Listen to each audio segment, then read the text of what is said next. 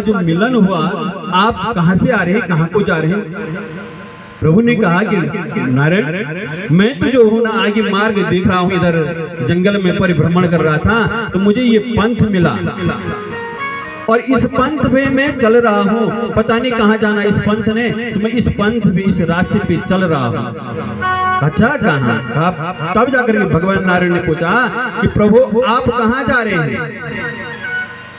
भगवान उस तक्षक रूपी ने कहा कि प्रभु मुझे आशीर्वाद मिला है और मैं कहाँ जा रहा हूँ? परीक्षित को डसने के लिए जा रहा हूँ। अच्छा कहाँ, क्या बात है, क्यों? कहा प्रभु मुझे तो आशीर्वाद मिल रखा है, मैंने अपना आशीर्वाद पूर्ण करना है, इसलिए मैं इस मार्ग से पर वहाँ जाऊंगा और वहाँ परीक्षित महाराज को डसूंगा और उनको इतिश्री करूंगा। कहा क्या आपके पास इतनी क्षमता है? तक्षक ने कहा हाँ प्रभु।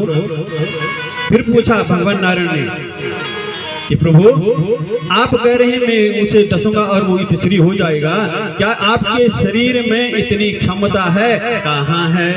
तो भगवान नारायण ने प्रभु ने कहा कि अरे राजन, क्या आपके ऊपर जब इतनी शक्ति है, इतनी क्षमता है, तो क्या आप जो है, जो ये पेड़ है इसको सुखा सकते हैं? कहाँ हो सकता है? तब जाकर के उस तक्षक रूपी सर्प ने जो कहा गया कि आप इस हरे भरे पेड़ को डसो, देखते हैं आपकी क्षमता कितनी, आपके शरीर में कितना बल है और कितनी ताकत है। जब इस प्रकार से कहा, वह तक्षक रूपी क्या करता है, उस पेड़ को डस देता है, अपना जो जहर रहता है उस पेड़ में डाल देता है सारा, और क्षण भर में जैसे ही उस पेड़ की ऊपर जो है वह जहर घूमता है, उस पेड़ की टहनियाँ सूखनी हो जाती हैं। और जब टहनियाँ सूखनी हो जाती हैं तो देखते हैं वहाँ क्या कर रहे हैं, भगवान कह रहे हैं इत्युक्ता तस्मनुच्चेन भवान बादरायणे जगाम विक्षिशाकं नारदेन वयोषितः। देखा भगवान नारायण ने उसकी शाखाएं सूख गई पेड़ की, और जब पेड़ की शाखाएं सूख गई तो प्रभु ने कहा, तब यह ब्राह्मण वेशधारी काश्यप रूप का इसने क्या, उस अपने जल से अभिमंत्रित किया उस जल को और उस पेड़ के ऊपर सिंचन किया, और पुनः वह पेड़ क्या हो जाता है, हरा भरा हो जाता है। द्विजरूप प्रतीक्षायां कामरूपे दशान्वितः। तक्षक रूपी क्या हो गया, बड़ा अचंभव पड़ गया। उसने कहा क्या बात है? ब्राह्मण देवता ने वहां से अपना उद्धृत करके निकल जाते हैं, और निकलने के पश्चात वे अपने आप निकलता है तक्षक रूपी, और ब्राह्मण देवता भी अपने धाम को चले जाते हैं, और तक्षक रूपी जा पहुंचता कहाँ, जहाँ ये यज्ञ हो रहा है। कहाँ? जहाँ ये तक्षक, जो परीक्षित जी महाराज गंगा किनारे विराजमान हैं, तक्षक रूपी वहाँ पहुँचता है और देखता है, उनकी समक्ष जाता है, परंतु देखता है उसे जो है डस नहीं पाता, और तक्षक रूपी मान रह जाता है। और क्या होते हैं, यहाँ परीक्षित जी महाराज वैकुंठ धाम को चले जाते हैं, और परीक्षित के बेटी यहाँ जन्मई जय को पता चलता है कि आपके पिता को जो है तक्षक रूपी सर्प ने जो है डस दिया है, इतिश्री कर दिया, और वो क्रोधित होते हैं। कौन? जन्मई जय जी। वे क्या करवाते हैं, बृहस्पति महाराज इत्यादि को बुला करके वहाँ यज्ञ करवाते हैं, और कहते हैं कैसा यज्ञ करवा रहे हैं कि जितने भी इस भूमंडल में सर्प जाति है यज्ञ में स्वाहा हो जाए, वो तक्षक रूपी की आहुति जो है इस यज्ञ में पड़ जाए।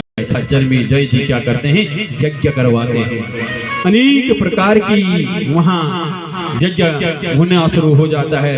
बृहस्पति जी महाराज उस यज्ञ में विराजमान रहते हैं, और देख करके वे क्या कर रहे हैं, उस यज्ञ को करा रहे हैं। बृहस्पति जी महाराज अंगिरा के पुत्र हैं बृहस्पति महाराज, और जन्मे जय के यहाँ पुरोहित के रूप में विद्यमान हैं। सर्पी चौर अग्नि बुंधा शोणम विद्यात्मबंधव्रियते।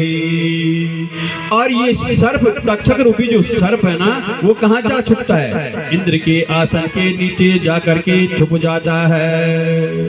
जब वह इंद्र आसन के नीचे छुप जाता है, देखते हैं वह नहीं आता। जन्मेजय जी बैठ करके वहां पूछते हैं कि प्रभु क्या बात है, अभी तक वो सर्प क्यों नहीं आया है? कहा कि प्रभु वो सर्प तो जो है इंद्र के सिंहासन के नीचे जा छुपा है। कहा इसीलिए नहीं आया। कहा बृहस्पति महाराज ने कहा कि प्रभु ऐसी वेद की ऐसे मंत्र का उच्चारण कीजिए, इंद्र सहित सिंहासन यहाँ इस यज्ञ में आ जाए और इसको युतिश्री कर दिया जाए। ऐसा होगा? हाँ ऐसा करो। पुनः ब्राह्मण देवताओं ने उन मंत्रों का अवलोकन किया और अवलोकन करने पर जैसे मंत्रों का उच्चारण हुआ, इंद्र का सिंहासन कांपने लग गया ऊपर। जब उसका आसन कंपायमान होने लगा, दूसरी ऋचा बोली, इंद्र आसन से उस तक्षक रूपी सर्प को लेकर के आ जाता है। जब वह यज्ञ के सानिध्य पहुंचता है तो भगवान कहते हैं, ब्रह्मा जी कहते हैं किसे? जन्मेजय जी को कि राजन, ये क्या है? चराचरमय संसार है। इस संसार में कोई किसी को मार नहीं सकता। भगवान की कृपा क्या है? हम बोलते ना हमारा कोई नहीं है। क्यों नहीं है हमारा?